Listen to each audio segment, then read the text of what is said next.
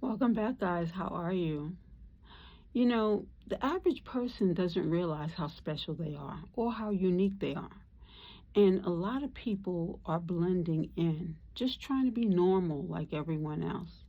No one should be trying to be like anyone else. You are uniquely who God wanted you to be. That's why you were born alone. That's why you were born different from someone else. Your nose is not the same. Your eyes are not the same. Nothing is the same. Even twins are not identical. They are closest to identical, but there's always something different that makes them stand out. I used to teach these twin girls, and I called them my daughters. One's eyebrows were different from the other, but they were considered identical twins.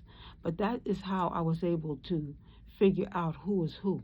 So when they decided they wanted to start having boyfriends and switch it up and switch up each other when we were going on a trip, I had to cancel them and not allow them to go on the trip. And they could not understand how I figured it out. Well, if they're watching this right now, they figured it out. I was able to differentiate them through their eyebrows and, of course, their energy. Their energy was different as well. So, a lot of people try to be slick, but you can't out slick a New Yorker. At least I don't think so anyway.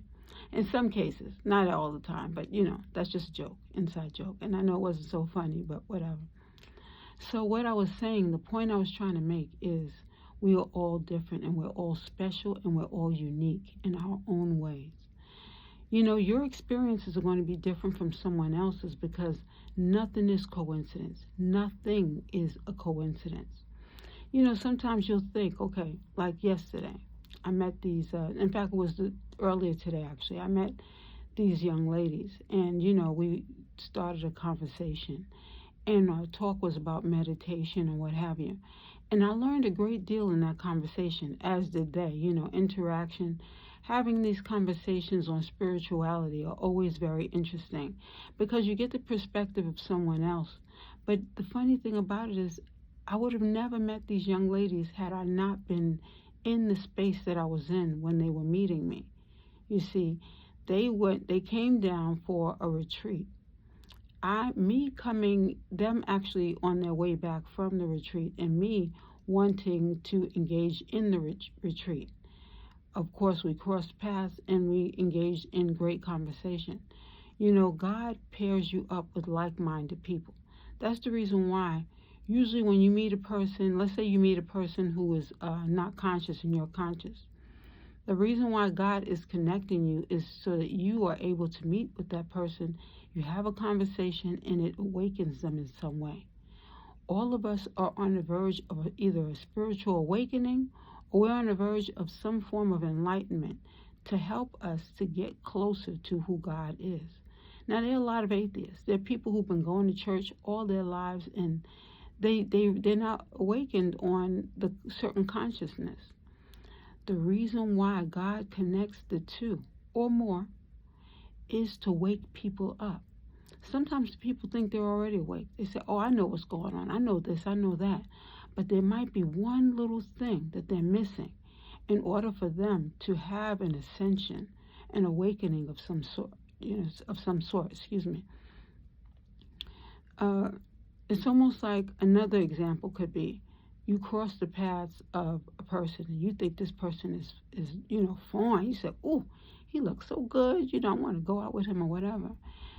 But God is only connecting you to for a specific reason. And you don't realize that that's the reason. So you have a relationship with the person and then it strikes you later on. You're like, oh, shoot. I might have gone out on a date with this person, but I know now why I crossed paths with this person. And then you say, okay, you know what, let's put on the brakes. But the other person's like, oh, no, I like this. But then they don't wake up to the fact until maybe a year later. This is what happens in a lot of different cases when you're crossing the paths of people and you're in for a new spin on life. I remember having a dream once, and the dream happened more than once. It was God's way of waking me up to certain things, to allow me to see more into what the dream was really supposed to be about. I've had dreams about ancestors in the past. And I realized that it's not a coincidence. It's something to wake me up, to help me to see what's going to happen. So then I'll have the dream, and then later on I'll have a certain experience, and it'll be connecting the dots. You see, everything, we're not going to figure everything out in 5 minutes. Some things take time. Some things that God is alerting us to are going to take time, because it's like a sandwich. You can't make the sandwich in 2 seconds. If you really want all the ingredients to come together, sometimes you got to let things marinate overnight. If it marinates overnight, then the sandwich comes together the following day. You see, just like Rome, it wasn't built in a day. You weren't built in a day. You took 9 months to actually go through the process. I got a better example. Now, remember Superman? When you watch the movie Superman, he was developing. And as he was developing in the capsule, he developed, and then with the mineral that he was inside of cracked, and it burned into the Earth's surface. And then he came out of it. If you notice the journey he went through physics, he went through English. He went through all of his lessons while he was in that what seemed to be more like a capsule. And he was going through his own ascension, his own awakening, his own knowledgeable points. So that when he came to the earth, and as he grew into being a man, these things came together so that he was able to make the necessary choices to be able to save the earth. Now, of course, you say, oh, why are you coming up with these different characters, these superheroes? Because all of us has a superhero within us. Your gift, your talent might be to cook something, and your cooking hands, your hands might be a tool to heal people with your hands, and you're making things that are going to heal people. Someone else, like Madam C.J. Walker, the first millionaire, first African American millionaire. Her gift was to heal people's scalps, to teach them and to help them to grow their hair. We all have so many different talents. With these talents, we are here on this earth to help, to heal, to procreate, to elevate. The problem is that since we are so busy trying to be like each other, we have not awakened to what the gift is of our own. You can have that conversation with God today. And you can say, God, when I wake up in the morning, please give me the tools I need to know what it is that I need to be doing, because I'm just taking on this job and I don't even like what I'm doing. And then you go ahead and you say, oh, wow, the next day, the next week, the next month, whenever God awakens you to what your purpose is, the answers will be there.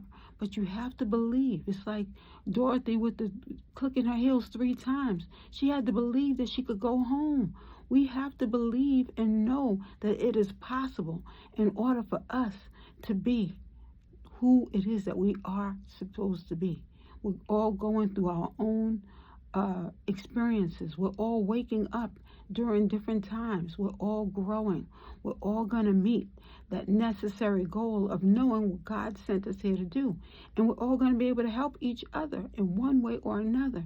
But you've got to first believe. When you go to God and you speak to him, believe and know that it is possible. Because you know why?